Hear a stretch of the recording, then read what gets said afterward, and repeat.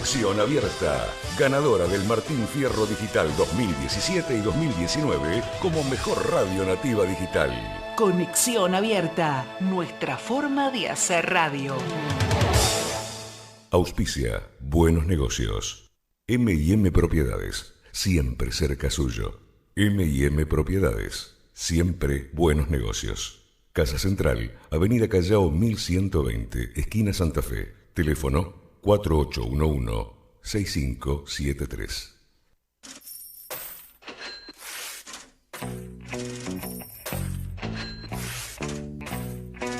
Economía, marketing, publicidad, ideas para que puedas concretar buenos negocios mientras disfrutas de la mejor música de todos los tiempos. Ya lo sabes, estás invitado a hacer buenos negocios con Charlie Cohen.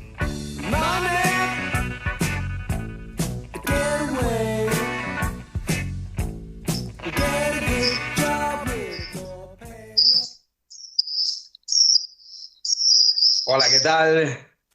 ¿Qué tal, amigos? Buenas tardes. Como todos los lunes, de 13 a 14, estamos aquí, en la radio online número 1. Estamos en Conexión Abierta haciendo buenos negocios. Y como siempre me acompaña mi gran amigo, el doctor economista, Alberto Ruscolequial. ¿Qué tal, Alberto? ¿Cómo estás? ¿Qué tal? Muy buenos días. ¿Qué tal, Charlie? ¿Todo bien? ¿Empezando la semana? Y sí, empezamos la semana. Y te cuento, estuve leyendo este fin de semana anécdotas que hay de Zoom. Yo pensaba que era el único, como se dice, schmuck en inglés, ¿no? Claro, que le daba mal a la tecla. Pero hay algunas anécdotas muy buenas desde comentaristas de televisión en otros países que mientras estaban hablando, su pareja o su amante por atrás de él iba en paños menores caminando por ahí. Pero claro, de esa manera se enteró su mujer que estaba con otra chica. Bueno, después en una clase abierta de Zoom, esto pasó, hecho real, ¿eh? Entonces la profesora, evidentemente, en una clase que era muy aburrida de química, y Brenda, una alumna, estaba haciendo el amor con su compañero, su amigo, pareja, amante, y bueno, y se olvidó de cerrar el micrófono. Entonces, mientras estaba la profesora hablando de alguna raíz cuadrada, se escuchaba algunos gemidos y le decía, Brenda, cerrá el teléfono, Brenda. Bueno, silenció la profesora, como a veces hace Julita, así que la tenemos como siempre a Julita Sánchez en la sonomagia, en la técnica de Conexión Abierta, y también el saludo para Daniela Ferrini, lógico, para Adrián Di Sanzo, el director de la radio de Conexión Abierta. Fue una de las primeras radios, si no la primera, y cómo vio el tema. Ya vamos a hacerle reportaje, estoy hablando con él para ver si tiene algún momento para que aparezca en la anécdota en el programa y contándonos cómo fue esto, el que en la universidad, en la UAI, esté esta radio, una radio online de primer nivel, a todo nivel, como también tienen estudio de televisión, así que está la carrera de medios. Así que ahora sí, pasamos de llovido a mojado y vamos a hablar de algo que, bueno, en la sociedad uno ve y siente el tema la disyuntiva. Salud, que bueno, yo estoy más bien de acuerdo, pero está el otro tema que tiene que ver con la economía, que lo quieren poner así, o salud o economía, vida o muerte, y no es así, ¿no, Alberto? No, totalmente. Creo que el tema es salud y economía, porque también la economía forma parte de la salud de muchos planos. Hay muchas maneras, si hay un periodista, hay más de una manera de morir. Una es la muerte física, pero también hay muerte económica. Hay muerte de gente que no puede seguir subsistiendo. La verdad que, más allá de algunos éxitos desde el punto de vista médico que tuvo el gobierno, la cuarentena, el distanciamiento social, yo creo que el tema está agotado. Yo creo que hay que recurrir ahora a un poco a la inteligencia de la sociedad finalmente y abrir con protocolos adecuados, empezar a abrir actividades. Hay gente que está fundida de manera irremediable y esto no va a ser fácil de recomponer. Y precisamente el tema, te quiero comentar, Charlie, que hay ya estudios hechos incluso por el Banco Central de la República Argentina que dicen, escuchá, que para que Argentina, y algunos economistas, digamos, que para que Argentina recupere la situación económica que había previo al coronavirus, va a ser recién en el año 2022. ¿Qué quiere decir? Este año vamos a tener una caída muy importante del Producto Bruto. El año que viene va a recuperar algo, va a ser un rebote, pero va a tardar 3 años siquiera, eventualmente, para poder llegar a recuperar toda la brutal caída, y esto puede llegar a tener un lapso entre 2 y 3 años. Esto no es poca cosa. Alberto, escuché esos 3 años, pero me imagino, son datos oficiales, que en una de esas serán más de 13 años. Ahora, otro tema, te cuento esto, esto a nivel, y uno lo traduce a nivel afectivo, ¿no? Porque recibo justo tengo una gente amiga, está viviendo en París, entonces ellos sí todavía tienen miedo, son argentinos que están hace un par de años viviendo en París, en Francia, y bueno, y me muestran, Francia tuvo unos 30.000 muertos, estuvo muy mal, llegaron tarde, entre comillas, esas medidas de prevención, pero se abrió todo, entre comillas, y vos ves los camareros, sí, van con su barbijo, tapabocas, tapanariz. Pero sin distanciamiento. Y sin distanciamiento, uno conoce, el que tuvo la suerte de conocer esa ciudad hermosa que es París, y los cafés, las mesitas pequeñas, donde evidentemente no hay ni 2 metros. Claro, pegado al otro, y es como que están las mesas mirando a la vidriera, a la gente pasar, ¿no? Entonces, justamente en ese tema que tiene que ver con la salud, con ese distanciamiento, ya, bueno, también se incorpora el doctor Milton Dunn, que lo saludamos. ¿Qué tal, Milton? ¿Cómo está? ¿Qué tal, Charlie? Un gusto saludarte. ¿Qué tal, Milton? Bueno. Y Alberto estaba comentándonos, bueno, lo que va a costar al país esta cuarentena. Bueno, tenemos que recordar que en Estados Unidos 40 millones de personas, ¿no? Entre comillas, echaron en estos 90 días. Mirá, el desempleo va a ser una cosa muy, muy fuerte que va a haber. Ya lo hemos charlado contigo, esto no va a ser ninguna novedad. Aparte, con una economía muy, muy debilitada, Argentina tiene las variables macroeconómicas totalmente destruidas. La emisión, que es espuria, que en realidad está llegando a cifras que superan largamente el 3,5% del Producto Bruto. Pero te quiero comentar un tema muy poco, algunos diarios lo publicaron un día nada más y luego salió de las tapas de los diarios, que va a afectar eventualmente también la economía argentina. Te traje hoy 2 temas, me parece importantes. Uno, hablar un poco del tema que voy a hablar contigo ahora, y otro, el tema de Brasil. El tema de Argentina, concretamente, se publicó hace unos días que finalmente, ¿te acuerdas la famosa expropiación de las acciones que realizó el gobierno argentino cuando estaba Cristina Kirchner respecto del 51% que poseía Repsol, que finalmente el exministro de Economía, que Kicillof, había dicho que al final Repsol nos tenía que pagar a nosotros, y finalmente el gobierno de Cristina Kirchner le pagó $5.000 millones en bonos, pero se los dio. Pero resulta ser de que YPF tenía, aparte de Repsol, otros accionistas, entre ellos el grupo Petersen. Petersen, que también tenía una parte importante, el dueño del Banco de Santa Cruz, entre otras cosas. Finalmente, Petersen en realidad sacó préstamos bancarios muy importantes para adquirir ese 25%. El préstamo lo iba pagando con las utilidades que a raudales estaba distribuyendo YPF. Finalmente, cuando el gobierno argentino decide expropiar e indemnizar a Repsol, no hizo lo mismo con el grupo Eskenazi, con lo cual ya no se distribuyeron dividendos, el grupo Eskenazi no pudo pagar las deudas que había contraído para comprar el 25% y se presentó en quiebra en los tribunales de Europa.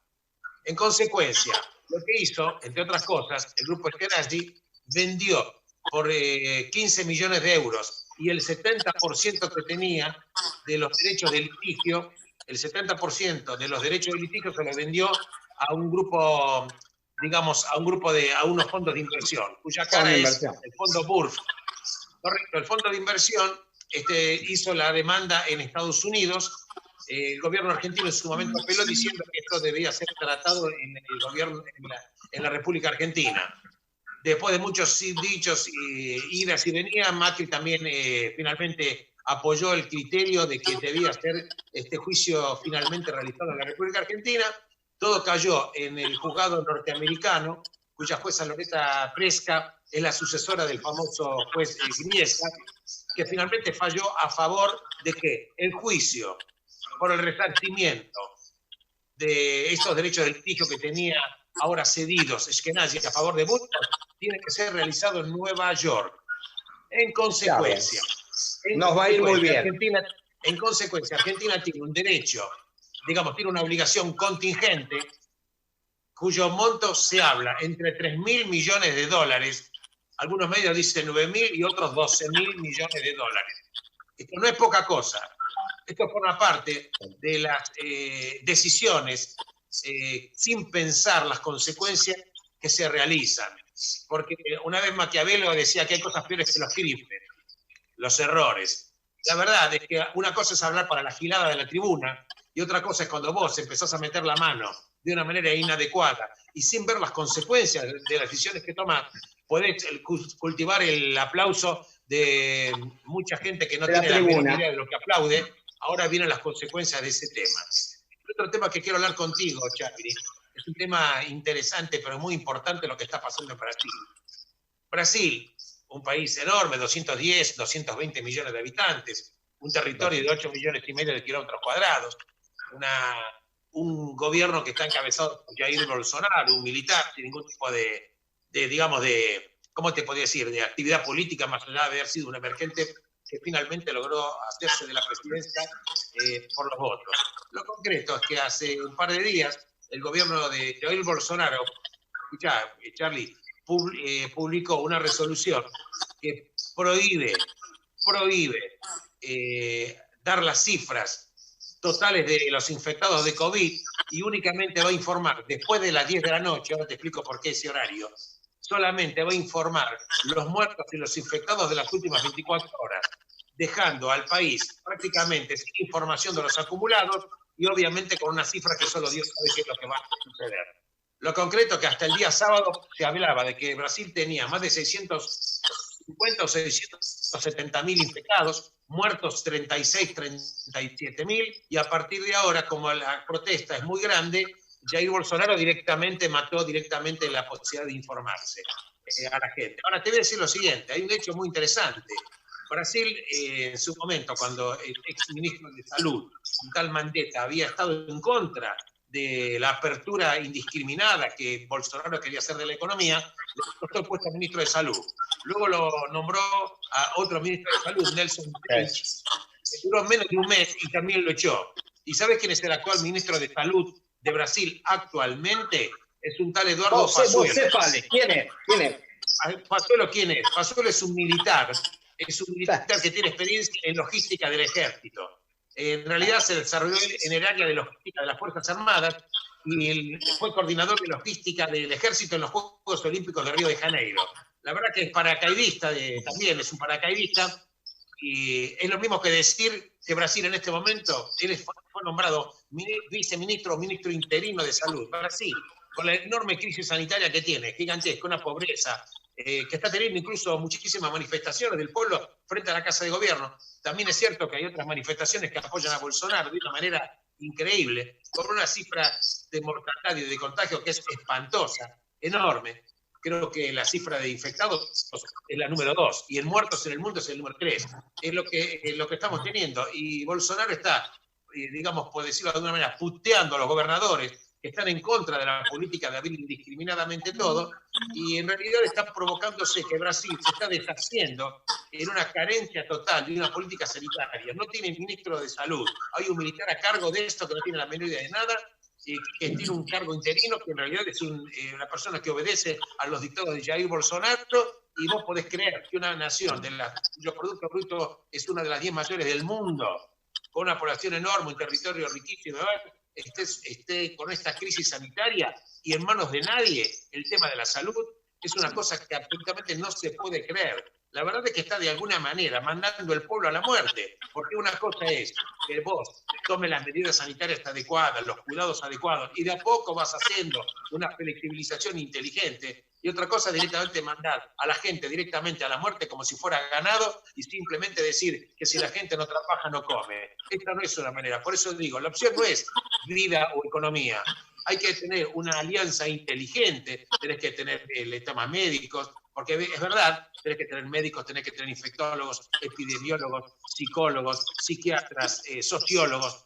Hacer un tema abarcativo como hizo en su momento Merkel en Alemania.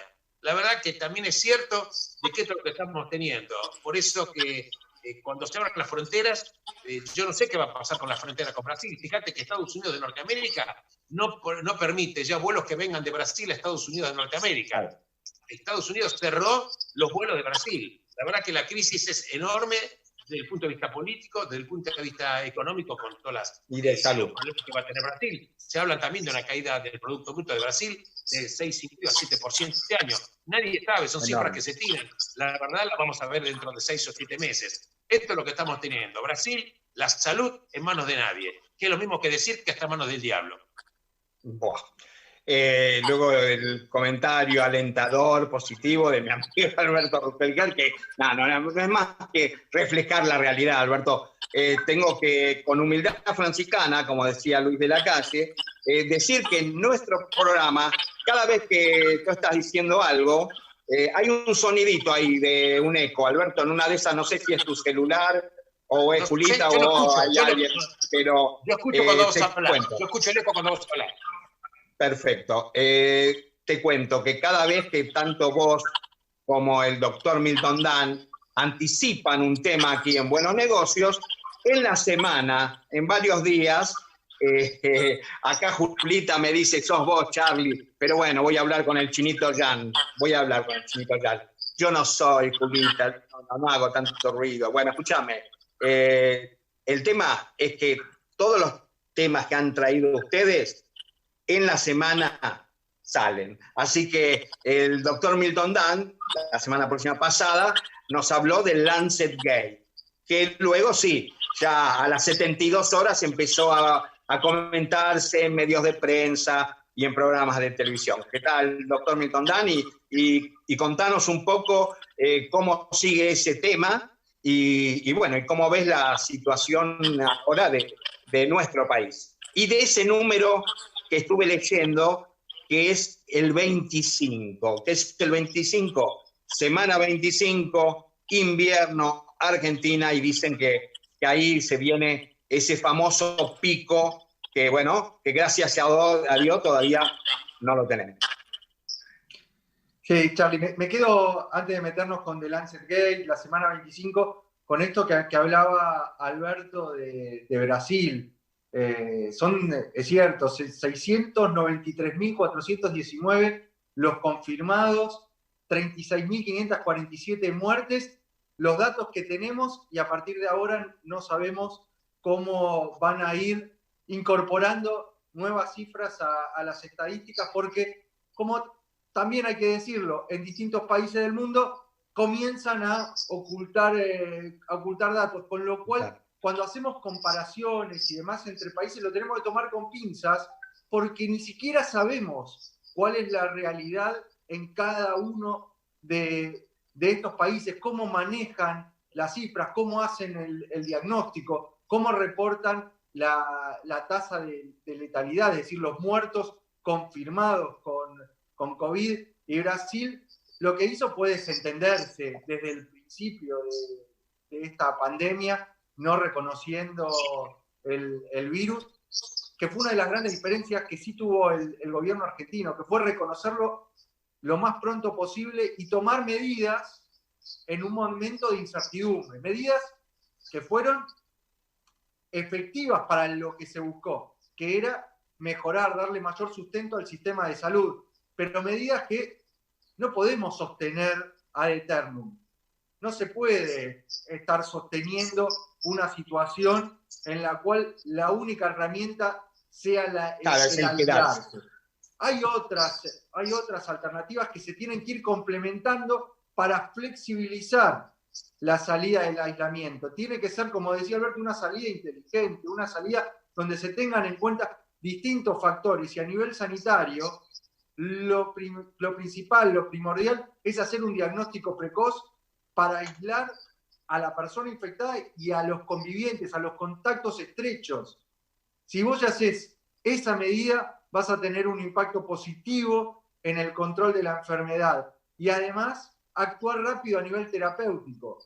Y ahí es donde entra esto de The Lancet Gate, que mencionabas, que creo que es el escándalo de la ciencia de los últimos 20 años por lo menos. Es habitual encontrar... Aparte, una revista para el gran público. El Lancet es una de las revistas más serias dentro del mundo científico, ¿no, Milton? Una de las revistas más antiguas y más prestigiosas. Está dentro con New England, con JAMA. Son las revistas de referencia. Generalmente cuando algo aparecía publicado en cualquiera de estas revistas, ya era válido, no hay más vuelta, es algo que está publicado en The Lancet, es válido.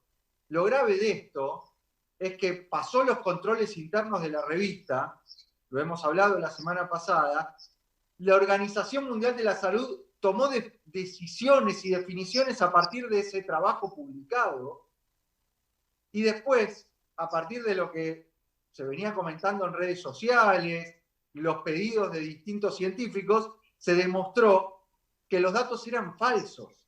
Publicaron un trabajo en una de las revistas más prestigiosas de salud, que pasó los controles de revisión de pares, que es el mecanismo natural que tiene la metodología científica para controlar. A veces pasa. Y la Organización Mundial de la Salud tomó definiciones de esto a partir de datos falsos. Es realmente criminal lo que pasó. La mala información en salud es grave, pero la mala información en una pandemia y en una revista del calibre de The Lancet y con decisiones de la Organización Mundial de la Salud es directamente criminal. ¿Qué es lo que decía este trabajo? Que la utilización de la hidroxicloroquina, que es un medicamento accesible, económico, que no está protegido por patentes, que podría ser de alcance masivo, aumentaba la mortalidad. Un estudio observacional, es decir, retrospectivo, en 90.000 pacientes. Decía que aumentaba la mortalidad. Entonces, inmediatamente la Organización Mundial de la Salud puso en alarma, cortó los trabajos científicos que se venían desarrollando y pidió el retiro. A la semana nos enteramos que todo esto eran datos falsos y habrá que ver cuál es el interés atrás que hay para voltear esta medicación, que no sabemos, y esto lo quiero aclarar, no sabemos si es realmente una alternativa efectiva para el control inmediato de la enfermedad. No lo sabemos todavía, necesitamos los trabajos científicos bien diseñados que nos den una respuesta a este interrogante científico que hay, pero lo que es claro es que hay un interés económico y político para voltear esta alternativa económica que puede ser una alternativa de control de la enfermedad y que nos permita, si fuese eficaz realmente, tener una salida del aislamiento con una herramienta terapéutica accesible. Y es justamente el medicamento que, Milton, el medicamento que tomaba a nivel preventivo Donald Trump, ¿no es así? Eso junto con el zinc. Él estaba incorporando hidroxicloroquina con zinc, que fue la indicación de su médico, porque él al salir a decirlo, como yo lo estoy incorporando, no es lo correcto, genera un mensaje que es equívoco, que no hay que tomar ninguna medicación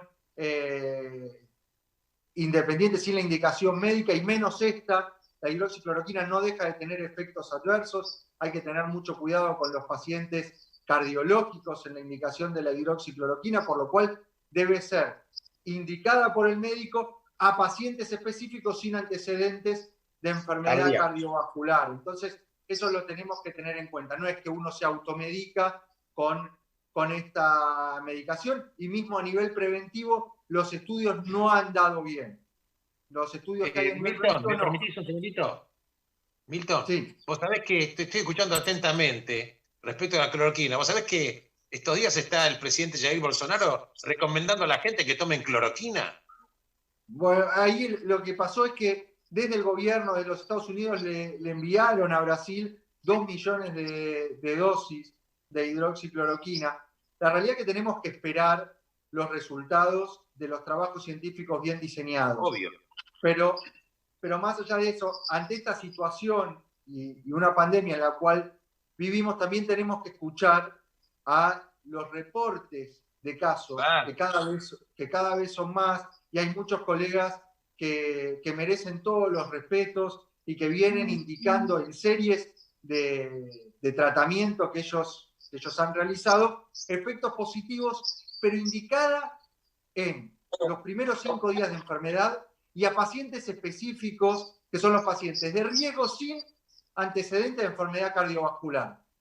Cuando se da esa combinación de bien indicada, los reportes de estos colegas son positivos. Y no hablo de reportes de un colega aislado o de lo que comentó el médico francés Didier Raoult, que es controversial. No, hay muchos reportes. Está el doctor Vladimir Zelenko con un protocolo que se está aplicando en Honduras. En Honduras hay 2 protocolos, que son el maíz y el catracho, que son 2 protocolos que ha implementado el Ministerio de Salud de Honduras. Lo mismo ha hecho el Ministerio de Salud de Senegal.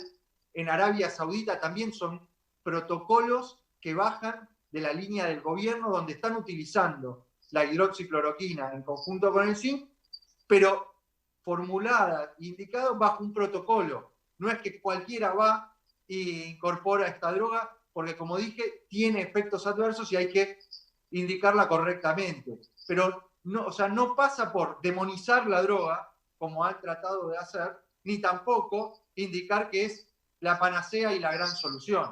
Necesitamos más información científica, pero no descartemos algo que probablemente nos dé una alternativa. Obviamente que todos queremos encontrar una solución, y si esta solución es algo accesible y de una droga conocida, sería el escenario ideal, por más que le duela a los grandes mercados o a la Big Pharma. Está claro que están invirtiendo muchísimo en la vacunación, en drogas como el Remdesivir, que no ha mostrado demasiado, pero hay mucha inversión atrás y hay muchos intereses atrás de esa droga. Por más que le duela a esa Big Pharma, ojalá el camino esté en algo rápido, en una solución, una droga conocida, pero tenemos que tener en cuenta que esa droga conocida y que sea la solución tiene que estar testeada y aprobada de acuerdo a los mecanismos de la metodología científica. Bárbaro, y como siempre recordar a todos los amigos oyentes y aquellos que nos ven que nunca, no, como lo decíamos en Médicos Consultores, a la automedicación, ya que Argentina es un país que creo que si no es campeón del mundo, estamos ahí en el segundo puesto en automedicación. Y hablamos de campeón del mundo y de subcampeones del mundo, y ahí lo tenemos también en este wall de Zoom, al señor amigo, al capo señor Julio Chapeta, que es editor jefe de Clarín.com. ¿Qué tal, Julito? ¿Cómo estás? Hola, Charlie, un gusto. Estaba escuchando atentamente. No tengo el gusto de conocer a la persona con la cual estabas hablando, pero me pareció muy interesante su charla y quisiera hacerle una consulta. ¿Por qué la vacuna que están experimentando en Oxford, en Inglaterra, se aplica en 2.000 brasileños? ¿Porque los usan como conejitos de India o porque en Brasil es uno de los países donde hay más casos de COVID-19? No, cuando se desarrolla una vacuna, los primeros estadios, las fases de investigación van hacia la seguridad. Y eso es lo que, en primer lugar, tiene que demostrar una vacuna. Luego es demostrar la generación de anticuerpos, que es el efecto protector que tenemos. Y esto se hace en humanos. ¿Cuál es el acuerdo que hay atrás de la Universidad de Oxford y Brasil en caso de hacerlo ahí, o de AstraZeneca, que puede ser el laboratorio que seguramente comercialice la vacuna? Va más allá de acuerdos y de utilizar a alguien como conejito de India o de la cantidad de casos. Seguramente van a realizar los estudios en Brasil y en otros puntos del mundo para demostrar la seguridad y la eficacia que tiene esta vacuna en generar anticuerpos, que seguramente, no sé si será esta vacuna de Oxford u otra, pero estoy convencido que vamos a encontrar esa vacuna. Lo que pasa es que los tiempos de investigación son muy largos. Bueno, bárbaro. Doctor, Julito, escuchame una cosa. Usted un poco de fútbol sabe, lo estuve viendo en sus redes, está con ese semidios que tenemos. Dios bendijo a la tierra, tenemos a los 2 mejores jugadores del mundo, tenemos un papa, pero bueno, ahí se te lo ve con Diego Maradona, pero yo sé que vos también te encanta cómo juega Lionel Messi. Las ligas europeas ya están volvieron los alemanes, dentro de poquito España. ¿Qué nos podés decir de Europa? Y bueno, y ahí sí, del fútbol argentino, ¿no? Sí, este fin de semana, bueno, el 11, el viernes, se arranca la liga nuevamente con un clásico apasionante, el clásico andaluz entre Sevilla y Betis, 2 equipos que tienen una rivalidad extrema y que tienen 2 hinchadas maravillosas. Pero obviamente la lucha entre Barcelona y Real Madrid, que están separados por 2 puntos, cuando faltan 11 fechas, va a ser el gran atractivo que va a tener la Liga Española de aquí hasta el final. Hay una buena noticia hoy, es que Leo Messi, después de haber sufrido un pinchazo la semana pasada, se constató que tenía una pequeña contractura de la cual ya está recuperado y va a jugar contra Mallorca el día sábado. Real Madrid recibe a Eibar en Valdebebas, en el estadio Alfredo Di Stéfano, porque tiene al Bernabéu en reconstrucción. El Bernabéu lo están remodelando y no va a ser utilizado por el resto del año, así que va a jugar en un mini estadio para 25.000 personas, ¿no? Que tiene su ciudad deportiva, que es de primer mundo. Ahora, Julio, con respecto a los protocolos, ¿va a ser con público el fútbol español? ¿O también no. Sin público en ninguna parte. Yo creo que en ninguna parte del mundo por ahora se va a autorizar el público. Es más, en España están polemizando porque consideran demasiada la cantidad autorizada, son 300 entre futbolistas, auxiliares, suplentes, administrativos, técnicos y algunos periodistas que van a tener el placer de transmitir, obviamente, para todo el resto del mundo lo que ocurra allí. Es el gran negocio televisivo que va a aprovecharse de esto, y ese negocio televisivo lo tiene el señor Jaime Rouras y su Media Pro, que es el que tiene la exclusividad para transmitir los partidos de la Liga de España. Bueno, y contame un poquito, ya que lo conoces a Messi. Dice que está, muy ansioso por volver a la cancha, y uno también ansioso por verlo jugar. O sea que yo viví 12 años en Madrid y estaba a 10 calles, ahí se dice calle, o 10 cuadras de justamente del estadio del Real Madrid, ¿no? Y iba a ver en esa época a Valdano, porque estaba jugando Valdano todavía en el Real Madrid. Y era muy divertido, ¿no? Estar, entre comillas, en la Popular, y de pronto un compañero ahí en la tribuna del Real Madrid te convidaba, tomaban el vino de las famosas botas y me decía, pues hombre, tienes esto, y me convidaban bocadillos de salame, de jamón serrano, y bueno, tiene esa cosa tan diferente a nuestra hinchada del fútbol. Contanos un poquito con algo de novedades de nuestro fútbol y de la nueva serie que está haciendo Amazon, que se llama El Presidente, que habla de todo el escándalo de la FIFA. Bueno, vamos por parte. En toda Sudamérica hay por lo menos una fecha de la vuelta a los entrenamientos que va a ser a mediados de julio para poner en marcha otra vez el negocio. Vos sabés que el fútbol no es solamente deporte, sino también negocio. Y aquí no tenemos absolutamente ninguna información.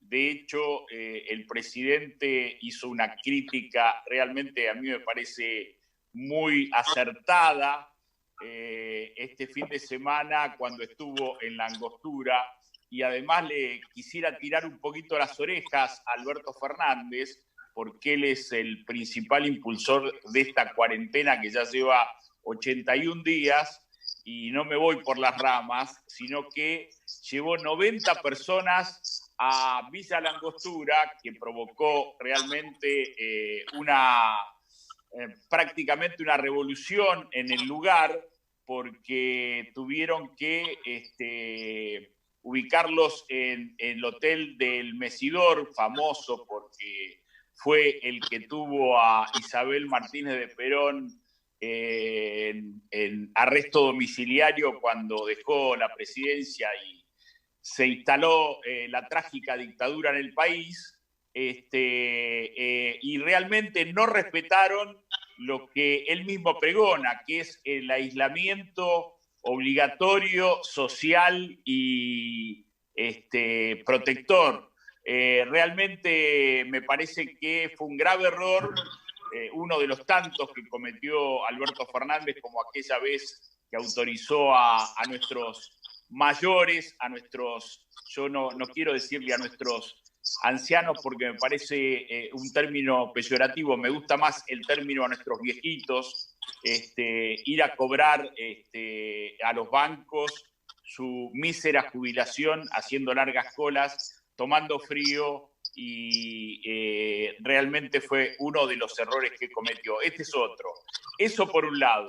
Pero le hizo una muy buena crítica a la Asociación del Fútbol Argentino, que revolucionó un poco puertas para adentro el edificio de Viamonte 1366, porque hay una indefinición todavía en el segundo campeonato de la Argentina, que es la Primera Nacional, donde San Martín de Tucumán está haciendo una presentación ante el Tribunal de Arbitraje Deportivo para que le reconozcan el ascenso a Primera División, y también Atlanta se monta de esa presentación que hizo San Martín, porque son los dos punteros de las dos zonas y le correspondería el ascenso. Sin embargo, eso todavía no está materializado, porque la intención de la AFA es que el ascenso se dispute en la cancha, que se jueguen los partidos que faltan, que también creo que son 11 fechas que restan para la Primera Nacional. Así que hay una gran indefinición porque la AFA no tiene todavía ningún protocolo presentado, no tiene ninguna fecha, no tiene ninguna alternativa. Es más, lo demuestra que Alberto Fernández, que no se reúne con Chiqui Tapia o con Pablo Tobillino, que son los que manejan la AFA, ni con ningún otro dirigente, sino que se reúne con una persona sensata y que realmente conoce el tema, como fue Marcelo Gallardo, con quien estuvo almorzando hace 10 días y preguntándole cómo salía de este berenjenal. Julio, bueno, me lo preocupó un poquito al doctor Milton Dan. Sí. Yo soy hincha de Atlanta, tengo mi corazón ahí en Villa Crespo, con lo cual conozco bien la situación de lo que está pasando en esta definición de la primera nacional. Y a mí lo que me preocupa y lo que veo que es realmente algo ilógico, que en esta postura de que se definan los ascensos en la cancha, que en principio es el valor del juego, es definirlo en la cancha, pero acá cambiaron las reglas del juego, más allá de este tiempo que ha pasado. Han abierto el libro de pases para la categoría. Hay equipos que han ya prescindido de jugadores porque los contratos se terminaban y no les renuevan. Son esos equipos que no juegan por nada. Entonces, se terminaría premiando a aquellos equipos que hicieron las cosas mal y a los dos equipos que, de acuerdo a lo que muestra la tabla en cada una de las zonas, mejor hicieron las cosas, se los castiga teniendo que, en primer lugar, mantener un plantel sin saber para qué categoría van a jugar, y segundo, tener esta diferencia de enfrentar a equipos que no juegan por nada, sin saber cuándo. Realmente es un manoseo lo que está pasando en AFA con el tema de la definición de los ascensos. Bueno, como ve Julio Chapeta, el doctor Milton Dan no solo habla muy bien de su especialidad, sino que está muy al tanto del fútbol. No, sí, ya lo veo, y aparte es muy cuidadoso con las palabras. Yo no utilizaría los términos tan académicos que utiliza el doctor, sino que diría que el AFA es un verdadero mamarracho. No creo que lo sorprenda todo esto que bien dijo. Hay contratos que vencen el 30 de junio, hay equipos que ya están dejando libres a los futbolistas y no van a tener el mismo potencial que tenían antes.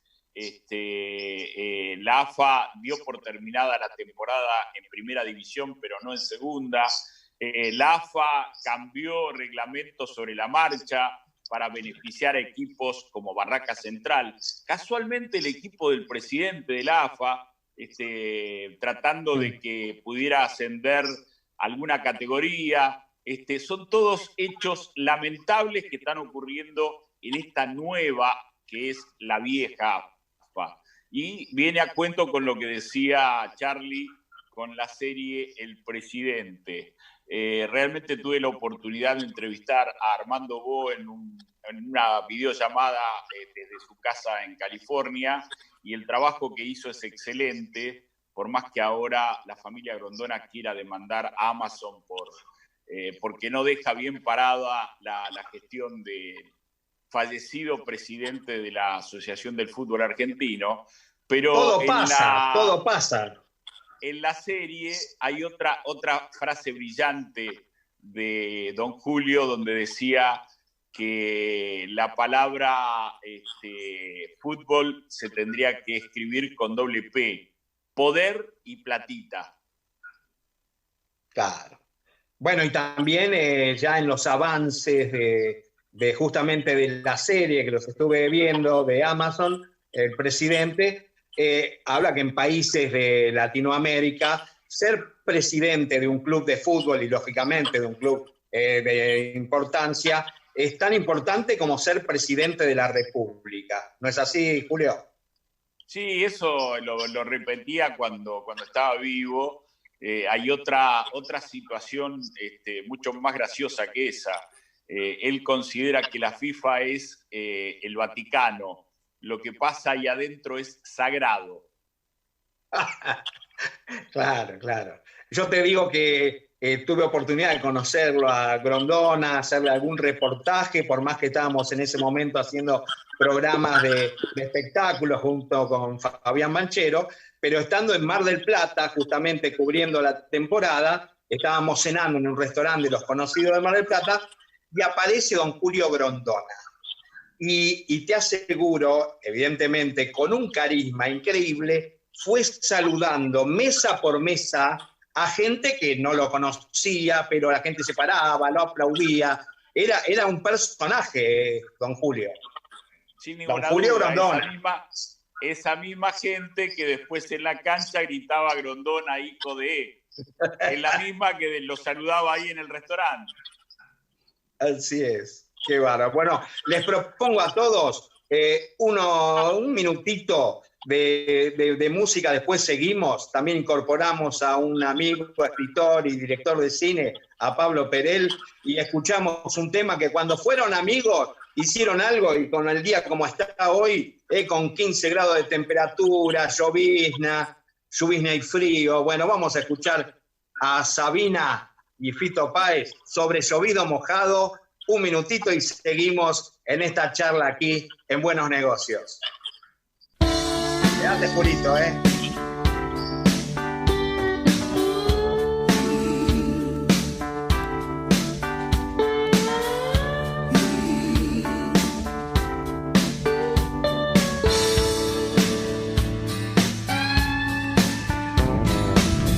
Hay una lágrima en el fondo del río de los desesperados. Adán y Eva no se adaptan al frío. Llueve sobre mojado. Bla bla bla bla bla bla bla. Ya no sabe a pecado. Bla bla bla bla bla bla bla. Llueve sobre mojado. Al asesino de la cola del cine, el Padrino 2 le ha decepcionado. Los violadores huyen de los jardines, llueve sobre mojado.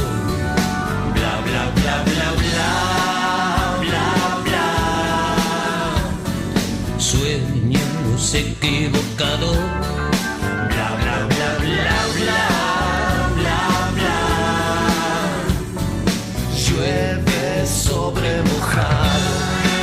Y después de llover, un relámpago va deshaciendo la oscuridad con besos que antes de nacer morirán. Ayer Julieta denunciaba a Romeo por malos tratos en el juzgado. Cuando se acuestan la razón y el deseo, llueve sobre mojado. Bla bla bla bla bla bla bla. Cosas de enamorados. Bla bla bla bla bla bla bla. Llueve sobre mojado. La última guerra fue con mando a distancia. El dormitorio era un vagón de soldados. Por más que llueva y valga la redundancia, llueve sobre mojado. Bla bla bla bla bla bla bla. Uno y uno son demasiados.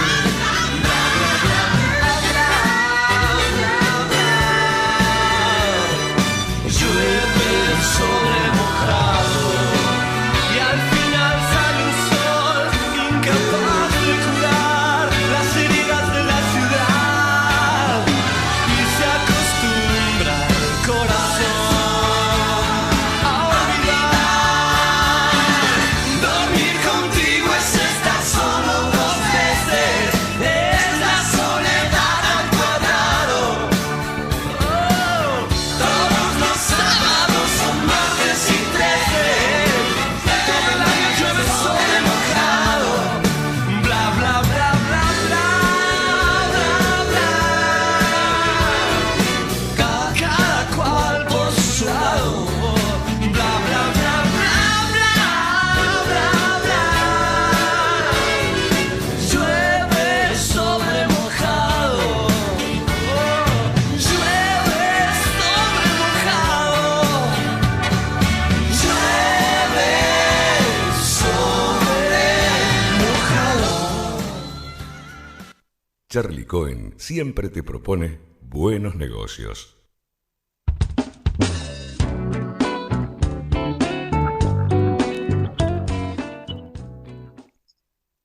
Y estábamos, amigas, amigos, en los últimos 10 minutitos aquí en Conexión Abierta, haciendo buenos negocios y hablando del mundo del deporte. ¿Alguna otro tip, alguna novedad de Europa o cuándo se puede comenzar? ¿Qué dato tenés, Julito Chapeta? Porque en determinados espectáculos, como se está creando autocines, ya de eso ya nos está hablando y le damos la bienvenida a Pablo Perel, escritor de guiones y director de cine, que ya también está en este wall de Zoom, en Buenos Negocios. ¿Qué novedad tenés si se está hablando para ver cuándo se puede volver a un fútbol? No vamos a decir normal que la cancha esté dotada, pero sí un estadio de 80.000 personas como tiene Barcelona, que pase a ser de 40.000, porque si los teatros de 700 pasan a 200 butacas, bueno, en una de esas sí se puede llegar a hacer eso en el fútbol. ¿Qué opinás? No, yo no creo que se pueda hacer, por lo menos si no hay algún tratamiento paliativo ni tampoco ninguna vacuna, como decía el doctor. Hasta que no haya algo de eso, es imposible ver la vuelta de la gente a los estadios, del público, de los hinchas. Y además, ten en cuenta que por más que, como dijo Luis Enrique, un partido sin fútbol, un partido sin hinchas es como bailar con la hermana, hay un negocio que es muy superlativo, que va más allá de...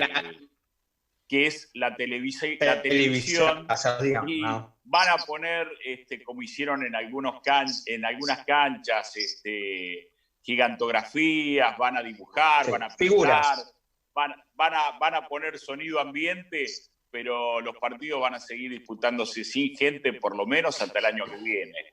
Y en la Argentina, ¿cuándo vuelve el fútbol? Es la gran pregunta. Yo creo que hasta fin de año... Gallardo le dijo muy claramente al presidente que necesitan 2 meses de preparación, y si tomamos en cuenta de que se habla que en septiembre arrancarían con los entrenamientos, hasta fin de año no va a haber fútbol. Y soñar con una Copa Libertadores que se juegue en enero, febrero, si es que se disputa, para terminarla y con algún cambio en la reglamentación, es decir, de que no haya partido y revancha, sino que se dispute solamente lo que falta en un solo partido, para achicar la competencia y terminarla, y que haya un campeón tanto de la Libertadores como de la Sudamericana. El panorama en la Argentina es realmente negro, y en la Conmebol rezan para que no ocurra absolutamente nada cuando empiecen a jugar, por ejemplo, en Uruguay, donde calculo que va a ser el primer país en abrir aquí en Sudamérica las puertas al fútbol, porque no tienen tantos casos, porque tienen un protocolo, porque están trabajando bien y porque tienen menos gente, obviamente, y pueden arrancar antes que nadie. Que no haya ningún caso de ningún futbolista, y eso vuelva para atrás con todo y bajen la cortina del fútbol hasta el año que viene. Bueno, a mí lo que me preocupa... Muchas gracias por todo esto que estás diciendo. Y bueno, le damos la bienvenida a Pablo Perel. No sé si estuviste escuchando, Pablito, el programa. Justo claro, estamos hablando de la nueva serie, que es una creación de, entre otros, pero y productor de Armando Bo, hijo, y que se llama El Presidente, y que trata del fútbol sudamericano y bueno, y de una figura tan controversial como fue Julio Grondona, ¿no? Hola Charlie, hola a todos, ¿cómo les va? Sí, claro que estuve escuchando.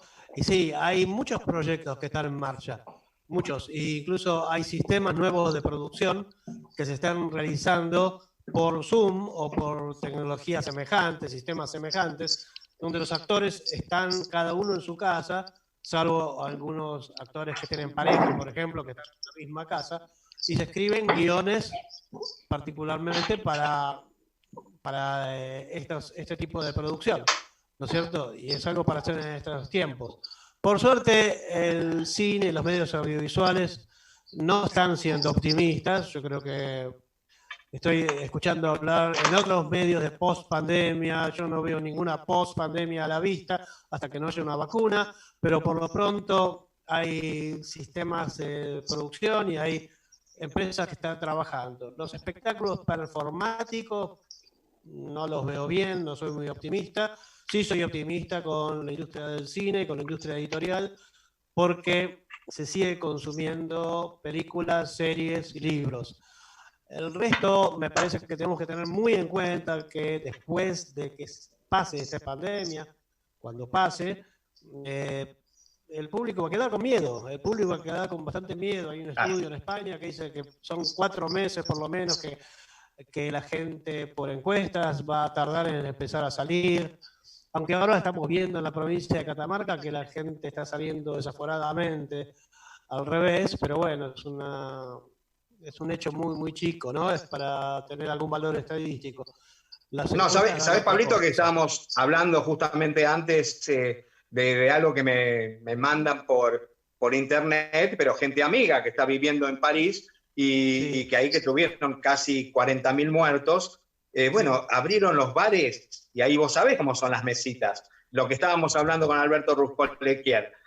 Más que 2 metros. Ahí estás ni a medio metro. Y bueno, era algo que yo digo, me estás pasando una afirmación cuando apenas empezó, porque los únicos que usaban barbijo eran los camareros, pero después todo lo demás era algo que, bueno, o la gente está harta y pasa de los muertos y no tiene conciencia, o, bueno, la parte psíquica también alteró a los franceses y a los turistas, ¿no? Porque hoy, por más que vengan y regalamos... No es ninguna casualidad que las imágenes de este fin de semana en Italia fue realmente un descontrol. Pero hay un dato muy relevante. En Inglaterra abrieron las clases, abrieron las escuelas y los padres responsablemente solamente mandaron al 35% de sus hijos a la escuela.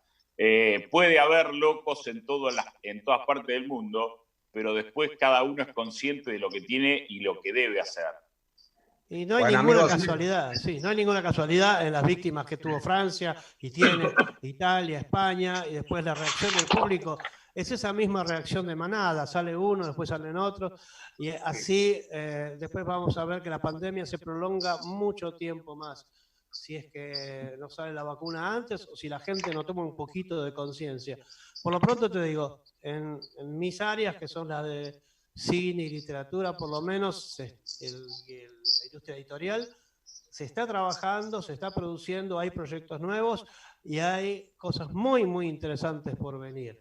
Después están las formas de exhibición, están los proyectos de autocine, hay empresas que se están dedicando ya a tecnologizar los teatros, prepararlos para funciones audiovisuales, que estén preparados realmente bien con tecnología de última generación, con pantallas, con cámaras, etcétera, para que puedan emitir y puedan definir de alguna manera otra forma de teatro, que no es lo mismo, ya sabemos que no es lo mismo para un actor actuar frente al público o no es lo mismo para nada, ¿sí? En el cine eso no cambia, para los libros eso no cambia, y sin embargo todos sufrimos lo mismo. La pandemia es para todos, no hay exceptuados y no hay exentos. Entonces, lo que chicos, simplemente... Sí. Te cuento, Pablito, igual vamos a seguir el lunes que viene aquí en Conexión Abierta de 13 a 14 horas. Ahí Julita me está diciendo que nos sacan del aire, pero bueno, volveremos la próxima semana y gracias a los relojes Election, ¿no? Por las charlas del doctor Alberto Ruscolequier, siempre presentes. Un saludo para Miguel y Martín. Gracias, Julita Sánchez en la Sonomagia. Gracias, Julio Chapeta, Pablo Perel, que seguirás más bien la semana que viene. Seguimos todos. Yo estuve y no pude ni saludarte. Héctor Caballero, ¿cómo te va? ¿Cómo estás? Uy, no te vi en el wall. Por fin llegaste, Tito. Estuve un rato largo escuchando cosas interesantes de ustedes 4, así que no se preocupen. Gracias. La próxima semana estás en el programa. Adiós a todos. Abrazos. Chao. Comienzo de espacio publicitario Chao, saludos. en Conexión Abierta. Este medio